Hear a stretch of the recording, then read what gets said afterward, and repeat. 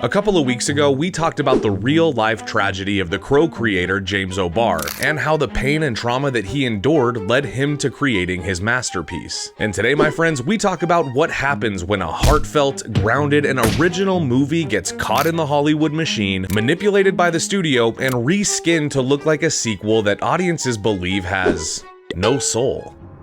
Or are we all wrong? Probably not. This is The Crow: City of Angels, the first sequel in the Crow movie collection, and one that is often looked down upon, if not altogether forgotten by fans of the character and the series. But the bones of this movie tell a different story, and it's one that, had the studio checked their authority at the door, may have changed the path of this entire franchise and ultimately created something successful. This is that story, so let's get into it. The Crow: City of Angels is the 1996 follow-up to Alex Proyas's adaptation of The Crow. That movie is seen as a much-beloved classic with a very strong cult audience, and for good reason. And this movie is the byproduct of that movie's success. The movie follows Ash, a single father and mechanic who is killed with his son in an unjust gang violence spree, only for the mythical Crow to swoop in and grant him the same deal that Eric Draven got in the first movie. He'll be able to rise from the dead on All Hallows Eve and avenge the death of his young child. Of course, by way of making gangsters pay for their dastardly deeds in horrifying ways. But Ash won't be able to do this on his own, so he's gonna need some help, and ideally from somebody who's dabbled in this arena before. And that's where Sarah, the spunky and trusty little kid from the very first movie, who is now grown and attempting to live her own life, comes into play. And this time the role of Sarah is played by Mia Kirshner instead of Rochelle Davis. Do they look alike? No. No, they don't. Now, the plot of this movie is so similar to the first that one could be forgiven for mistaking this as a straight-up remake of the original. In terms of story beats, we're basically getting more of the same, but with less sting than the original one had. Now, other than some very fun characters in this movie, there really isn't much deviation from what I guess you would call the Crow formula, which is a tragic death, resurrection, revenge, and finally justice being the basic structure for these movies. And we're gonna talk more about the fun characters soon, so don't worry. But for now, let's start at the beginning. How did all of this happen? Well, as we can all assume, when a movie does well for a major studio, you better believe that they're gonna try to immediately cash in their chips and get a juicy sequel out of it to squeeze every dollar they can out of the property.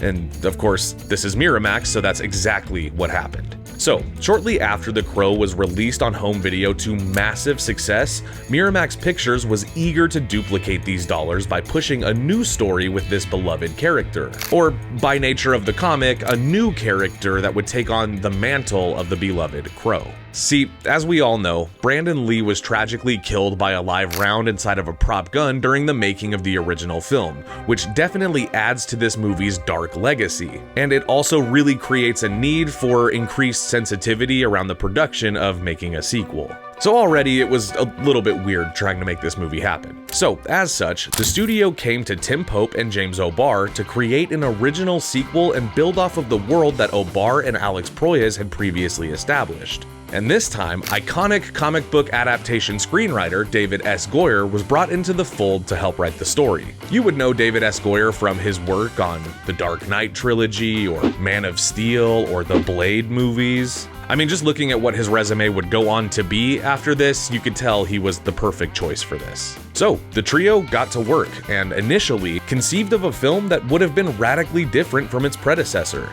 Their initial treatment was more experimental, more spiritual, and more character-driven, even citing inspiration from the 1987 romantic drama, Wings of Desire. I've never heard of that movie, but they also intended for Mia Kirshner, who plays Sarah, to have a much larger role, and even potentially in the series go on to become a female Crow, something that I believe we would later see in some of O'Barr's comics. Really, the mandate for this film was make it the same but different. Nobody wants them to retread or just, bigger explosions just aren't gonna do it, There has to be something fresh brought to the story It has to expand in some way. Miramax and producers overruled the creative team though. They demanded a shorter, more action-focused film that echoed the first movie's exact tone and style. Now, O'Barr did pitch a script for a completely different movie titled The Crow, The Bride, and that would have featured a female crow protagonist. The studio did not like that. They also didn't like that Sarah had such a big arc in the second movie, so they chopped that as well. Early drafts of Goyer's script initially included Ash and Sarah having somewhat of a brewing romantic relationship, which would not have gotten weird because in this movie, Ash isn't coming back from the dead to avenge his love. He was a single father. He's coming back to avenge his son, so, you know, it's not, you know, it's good. The whole notion of her being in love with something that's dead is really interesting, and the fact that their love is so alive and so pure, the juxtaposition between the two is really interesting. And these are all things that are now looked back on as missed opportunities that Miramax could have done to make the movie better. They just simply dropped the ball. But interestingly, there was an alternate ending filmed to this movie that would have at least helped flesh out the characters' connection to each other a little bit better. In an unused ending, Ash chooses to remain in the mortal world to save Sarah after the crow is killed, which leaves him trapped and unable to reunite with his son or Sarah in death, which even for a series as dark as The Crow is tragic. But that's not the only alternate ending that was filmed. In fact, multiple alternate endings and scenes for this movie were filmed only to be cut out, including some very long and indulgent fantasy sequences that had more like abstract and heady things going on, with like deep layered mythology and passages being worked into it. All things that, of course, the studio didn't see as useful to their follow-up action cookie cutter film. And folks, that was just the beginning of Miramax's involvement in chopping up this movie. After shooting, Pope was removed from the editing room, and the film became what I would call a carbon copy of the original film's structure. But this time it had an icky studio-mandated froth all over the top of it. This resulted in the film sort of being disowned by O'Barr and Goyer, and at one point O'Barr attempted to write the script himself, but reportedly found himself being haunted by the thought of his good friend Brandon Lee dying during the making of the first film, and he quickly gave away his involvement. His only request to Tim Pope was to make the story its own, make it different. Unfortunately, O'Barr, like many of us, was not satisfied with the final result. I really declined to be involved with this production, from the writing end of it, because I was such good friends with Brandon that every time I sat down to write something, it's just, Brandon was like right in front of me on the page. Every time I went to go write something for the character, I was thinking, well, how would Brandon deliver this line? And so I couldn't do it. Goyer remained credited as a screenwriter, but expressed deep regret over not quitting, as the studio rewrites essentially eliminated the film's thematic core. Goyer even went on later to call it a masterclass in how not to adapt a comic book.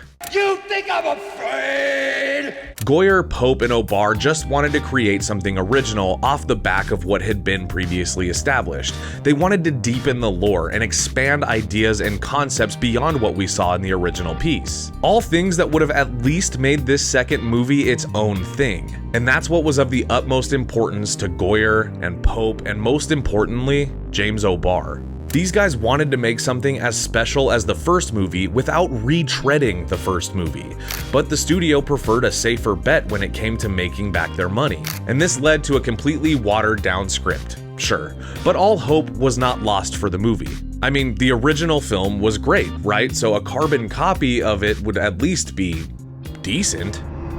Right? What I mean is that remastering the original movie with new casts and new characters, but the same general idea, if done smartly, could have been something. But that would have required sharp writing, a lot more trust from the studio, and a great cast to make it work. So let's talk about the cast. Jon Bon Jovi was originally considered and potentially offered the role of the Crow before Vincent Perez. However, Jon Bon Jovi didn't want to do it, and Vincent Perez had kind of the look and overall essence of Brandon Lee. And while Perez did struggle with the English dialogue, he did some coaching so that at the very least he could rise to the occasion and capture the physical aspects of this role. For the final battle of this movie, which, love it or hate it, is a pretty big action set piece, Perez did all of his own stunts, and he even subjected subjected himself to some of the harsher scenes in the movie by fully immersing himself in the filmmaking. This included things like staying underwater for like 8 hours at a time to shoot the drowning scenes, getting whipped for real so that his reaction to the pain would be authentic, and even taking on a small method acting approach and trying to stay in character offset as much as he could. In a 1996 interview, Perez described the emotional weight of the shoot, perceiving Ash as a character enduring spiritual and physical extremes. He quotes, "The character is carrying all of the sadness, all of the pain of the world." Vincent, I don't know, the camera just seems to be drawn to Vincent for some reason. He's just a really strong presence on the screen. They both have this odd, strange kind of androgynous sensuality to them that, I mean, for some reason, both men and women seem to like both of them. The cast rehearsed extensively for the different kill scenes to give each one its own psychological arc, which of course sounds awesome, but in practice it just didn't work. There was just no character work in the movie. See, this movie's kill scenes are indeed extreme and at times indulgent, but the performance of Vincent Perez as Ash seemed to make the dramatics of these scenes more goofy than anything else, as his line reads just sound more in line with like a 1990s soap opera than The Crow. People used to put coins in the mouths of the dead, so they could pay the ferryman to take them across the river Styx. He simply just didn't have the gravitas that Brandon Lee brought to the role, and seeing as this movie was the first sequel in the Crow series, a direct comparison could not be avoided. This hurt the movie. Other than having the same general look and mannerisms of Lee, Perez's performance lacked authenticity, and more importantly, it lacked subtlety. With a supporting cast of wacky noir villains like Iggy Pop, Richard Brooks, and friend of the show Thomas Jane, there is some fun to be had with the over-the-top performances of this movie's villains. But perhaps the actor that really stole the show and carried this movie on her shoulders was Mia Kirshner as Sarah, who has the palest blue eyes I have ever seen. It is definitely scary. Like, I'm just saying, out of context, if you were to just look at a screenshot from this movie not knowing what it was, you would think that this woman is a vampire. No, would you not? Tori Amos was originally offered the role of Sarah, but she declined because she, quote, didn't like the character.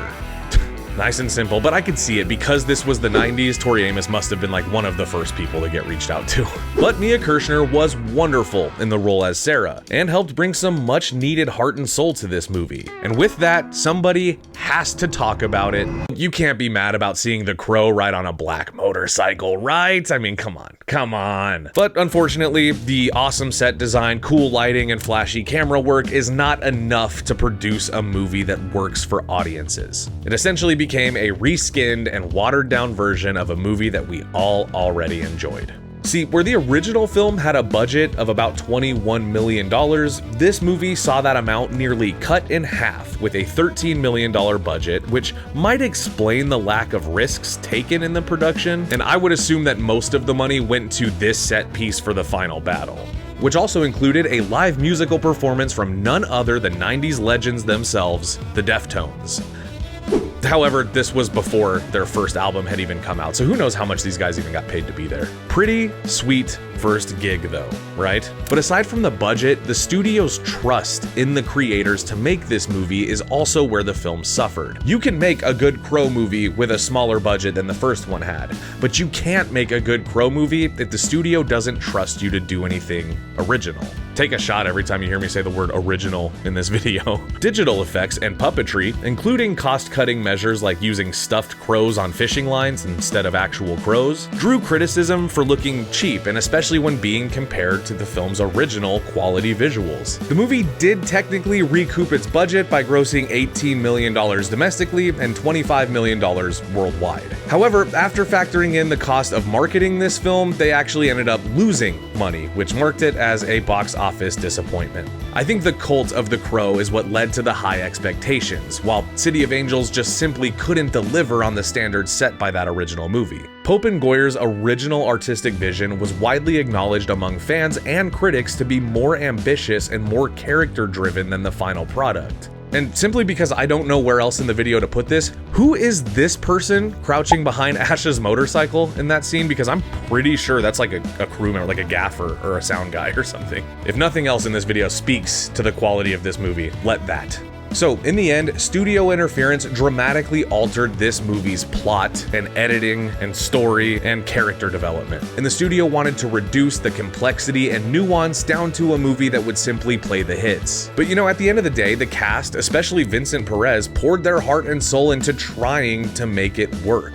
And there is a cut of this film supposedly that includes a more bold swing with character development and different ideas that maybe aren't perfect, but who knows, could have at least been more original. And of course, the story doesn't stop here. There's more Crow movies for us to talk about. After this one, there was The Crow Salvation, which honestly, I remember kind of thinking was alright. I remember not being mad at that one. And who could forget Edward Furlong as the Crow in Wicked Prayer?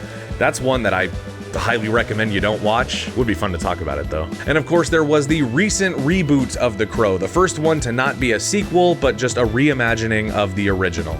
And that one definitely did take some bolder swings, but ultimately nothing could capture the magic of the original film. So the question is, what did you guys think of The Crow City of Angels? Are you one of the people that enjoys it? Do you see something in this movie that the rest of the audience didn't? Or are you like the many people that forgot it ever existed? Let us know that and whatever else you want to tell us in the comments below. And I will see you guys in the next one. Peace. Thank you for clicking on our video, everybody. If you like what you saw here, please make sure you like the video and subscribe and share with your friends who like this sort of content. JoBlo was created by movie fans for movie fans, and we appreciate your support.